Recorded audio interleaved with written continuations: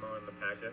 I can't take credit for this one, although my name's on it. I want to give a lot of credit to Scott Murphy, who helped with, I'd say 99% of this memo, but he was nice enough to put my name on it. So if I mess anything up, Scott, please correct me. So we've talked about the hub project for quite a long time now. Everything is outlined in here, the history of the project. It first came before City Council at a work session like this in August of 2020. We had Matt there and talking about his proposed project and what he was looking at doing. And then based on that, the city staff and council worked together to drop a little over $2 million into our city capital budget, planning for something to happen that following year. And just with normal delays and process and going through the planning commission and all the process with city council and everything, we didn't move as quickly as we all had hoped, so we had re-budgeted in this year's budget. So we carried money forward for the water and sewer portion primarily, and some other infrastructure pieces to the project in a very similar fashion to what we've done with other housing projects, trying to get more workforce housing into our community.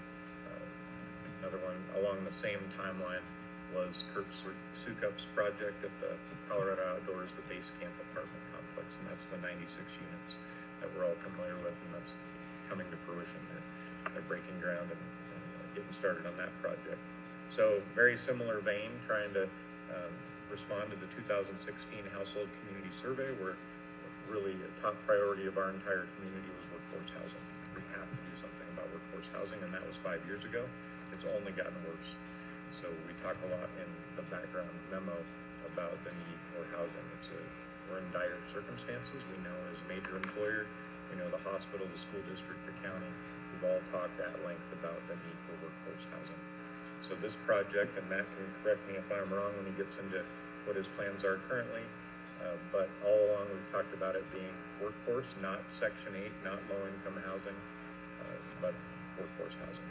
And so it started out with 192 units is what we had originally talked about, and that was Would you define workforce housing for those who are listening? Yeah, so there's not one right or wrong way to define housing, but the way we do it, to try to have the common language, workforce housing is housing for entry-level professionals, families, really anyone in the community, based on market rate rents. And so whatever the market is at the time for that entry-level housing is what would be charged. It's not a voucher-based, it's not a subsidized low to moderate income. There is some HUD participation on this project, but Matt can talk about it. It's a different side of HUD, and that's part of the fear, I think, that was out there. People heard the word HUD, and they were thinking that means voucher-based, sunshine peaks, subsidized low to moderate income housing, and this is not that. That's a different, HUD does a lot of different entry-level working professionals. Probably the rents have changed since the first time we talked, and maybe Matt can tell you a little bit about the market and what he's seeing right now. But we had originally, an important piece to highlight is we had originally talked about 192 units, and I think that number has changed and gone down a little bit. Matt will talk about that. And so in your packet, you also have what incentives, as far as infrastructure, in the table. What we had previously talked about and dropped into the budget is shown in this table 1, total of about $2.345 million based on that number of units, and pro rata down to about 160 units. If you reduce that on a pro rata share, it takes us, I think it's about 83%, if I remember the number, and it's all shown in this table to show that the amount of infrastructure and incentives required and the reduced amount. We'll say that we prorated the sewer infrastructure based on amount of units. The others are just fees, and they actually went down more than the prorated share, just because economies of scale, building a single building versus multiple buildings, so actually ends up being a little even lower, a little more savings. So I think from the city side, everything's in there. That's a quick summary of where we're at and why we're talking about it again. Now I'd like to just turn it over to Matt, maybe to give you the updated project scope and what you're looking at actually doing. So Bill did a good job of covering everything, and like he said, Scott did a good job of putting that report together. We've reviewed it, and we don't take any exception with that.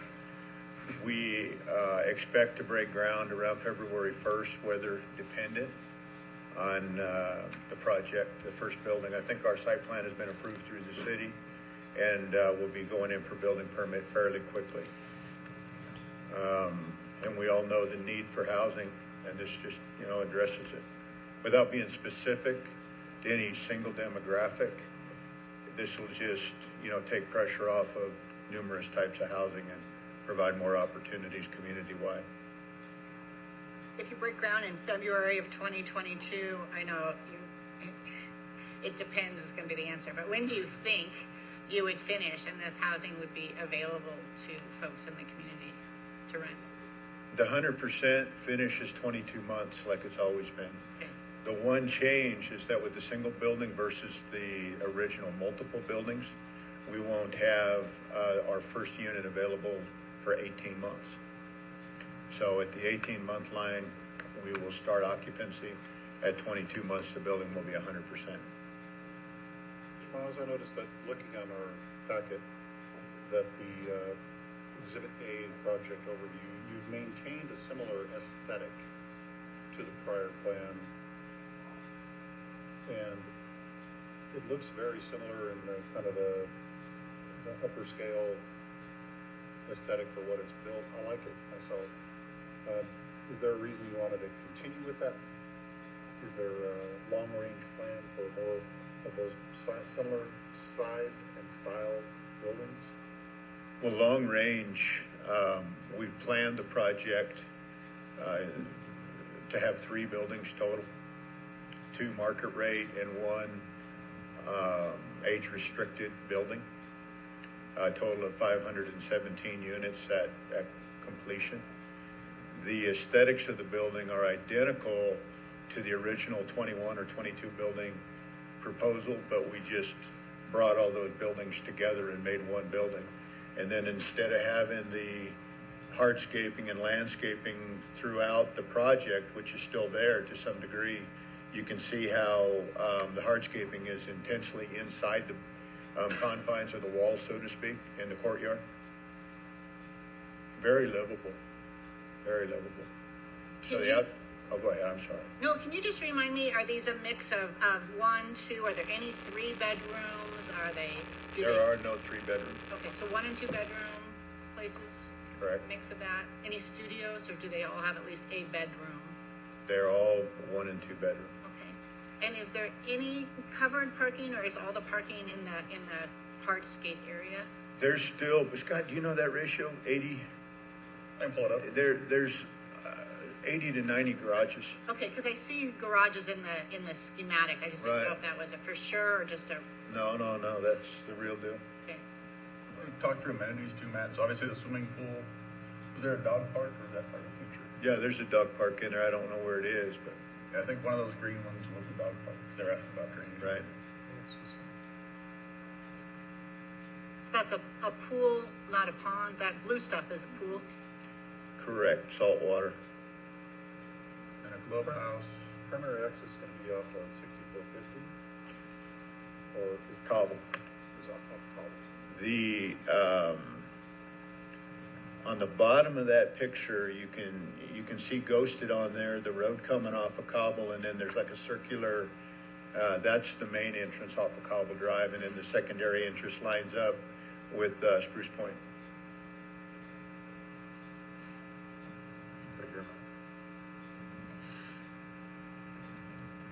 One thing I want to mention that just reminded me is there was a lot of requests coming in for during construction, is there any way to keep truck traffic off of Cobble?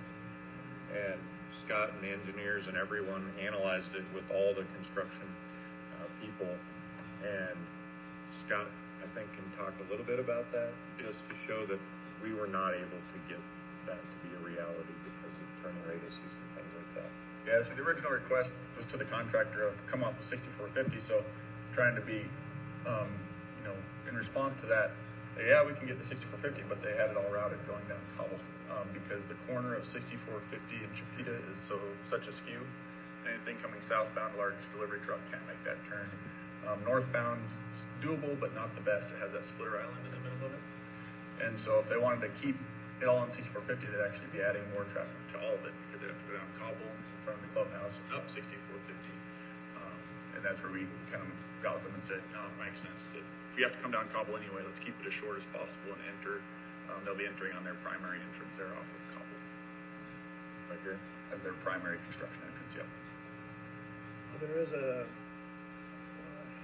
farmhouse entry off of Chipeta. I'm going to assume that's probably not heavy duty enough to. It could handle it. We asked the county if they would be willing to, because they control access off of Chipeta, even during construction allowed off of Chipeta, and they didn't like the idea of that from a safety standpoint. Just didn't like the spacing. Which one has to take over Chipeta? Well, a lot of that has to do with the distance from sight lines and distance from existing. Yeah, I mean, they're not unfounded in saying, you know, It could create a traffic hazard by creating a new entry point onto there, not so much the other. yep. And it's at their discretion, so we're, what they say goes. But that's the answer to that question, because it's something we've heard from constituents also, is why not use the driveway at the farmhouse? And the answer is the county has said no for very good reasons. David, do you have any questions? Maybe he's not online right now.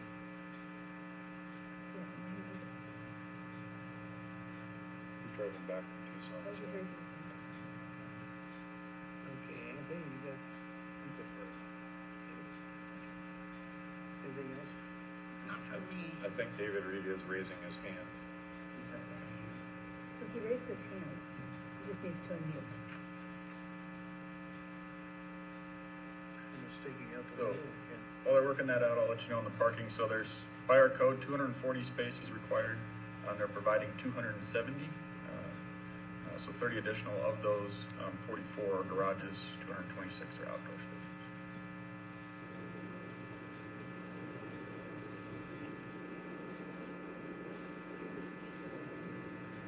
Can you hear me now? Yes. Just, I do have one question when it's appropriate for me to ask it. Go right ahead.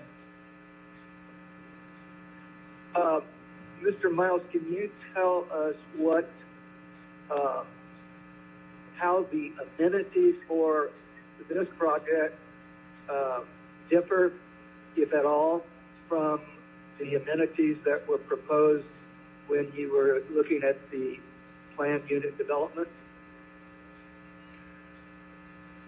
David, I think they're significantly the same, except more concentrated in the courtyard of the building instead of kind of spread out throughout. But you know, from a bullet point perspective, we've got the same clubhouse, exercise room, swimming pool, dog park. All that stuff still exists. It's just configured differently. Okay. Anything else, David?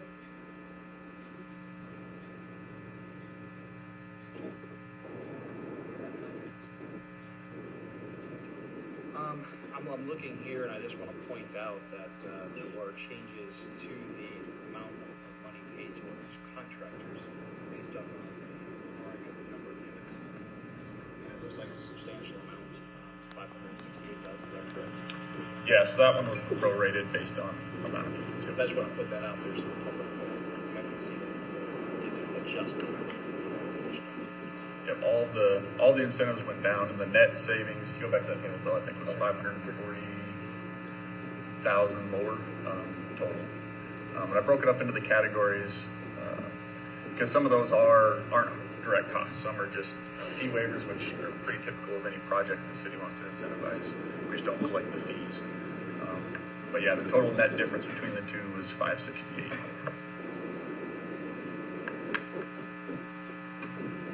Any other questions? Anything else, Bill? Any other comments? On the HUD issue, you know, HUD is a federal lender or a federal loan guarantee organization. And like Bill was saying, they have numerous programs. And in a community where a need is identified for a specific type of housing, they will step in under the right circumstances and provide funding. And in this case, we elected to use HUD for market rate financing. So although it is HUD, it's not, like Bill said, it's not a Section 8 or whatever. They have many, many different programs. So we're just using it because it's the right one for the market. Okay, thank you. Dan, do you have anything? Thank you very much. Thank you.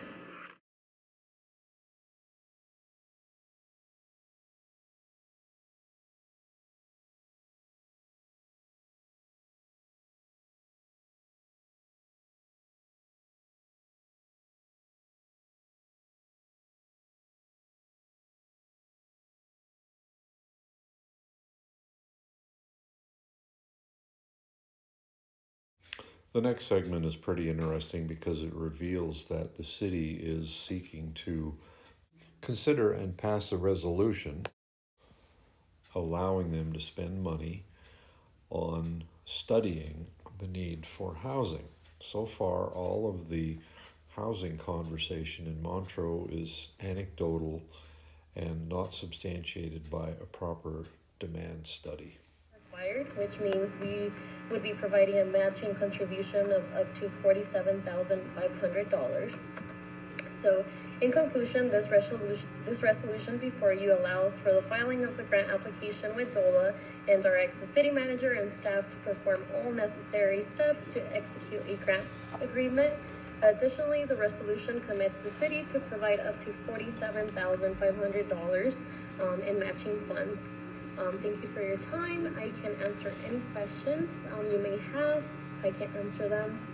I know Amy has been, working on this. She can answer. Do we have a concern on this one? Actually just notified us of their deadline, December 31st. So we have until then. So When was our last housing needs assessment?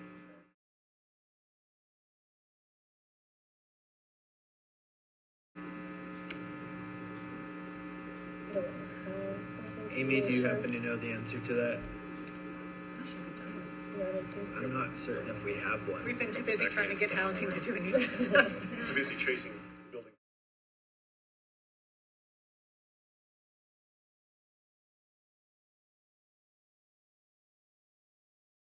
Housing to worry about whether we're building. Yeah, and that's come up quite a bit. We asked about housing in our 2016 household community survey, and we usually ask about housing every 10 years when we do those. And then we talk to realtors, we anecdotally hear from employers, and so we did take some criticism over the last year when we're talking about incentivizing housing projects.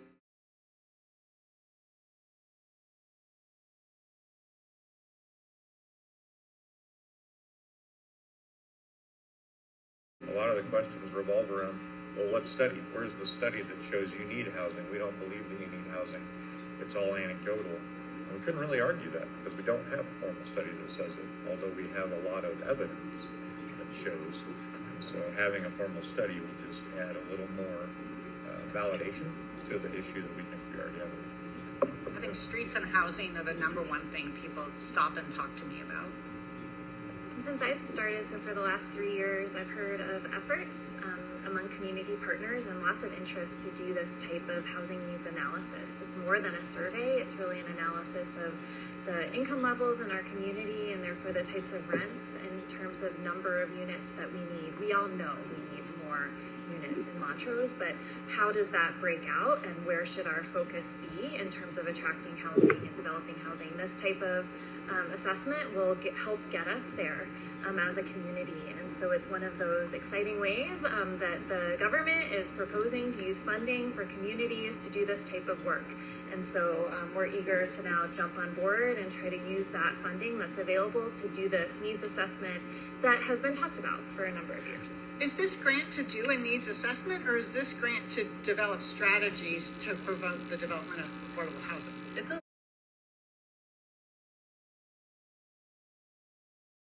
little bit of both. So it will help us to actually accomplish the housing needs assessment. And then as part of that, we had to identify certain strategies that we would want to help implement. And so Anna and I went through those and how it relates to our implementation plan for our comprehensive plan. Okay. And identified different things. One of them was a possibility of doing a density bonus, which is something we talked about during our comprehensive plan. And so after the needs assessment is done, we will also have money that will have the contractor help us to pay for potential code amendments to address a lot of those things that are actually in our comprehensive plan right now. That would correlate well with the child care survey that we've recently done also. Yes. So the strategies that we would be looking at are strategies that we and that the council and our community have already identified as things we want to look at. Correct. So this is not something where we are looking at things we've never wanted to look at before. These are things we've, again, council and our community have said these are strategies. Correct. And this study will help us implement them is the best way possible. Correct. Yeah, they had a list of, I can't remember how many, maybe 10 or 12 different strategies for us to choose from. Okay. And so there were specific ones that they would help fund. And so we looked for ones that matched up with things that were addressed in our comprehensive plan as things that the community wanted to see us implement as well. Oh, that's great information. Shifting from an informal, anecdotal, kind of community feel to an actual formalized document might help us also attain other grant money. Yeah, so, go ahead. That's what I was gonna say, yeah, so. We're both going to say the same thing, go ahead. One of the benefits of doing this is that it provides us the opportunity to apply for implementation grants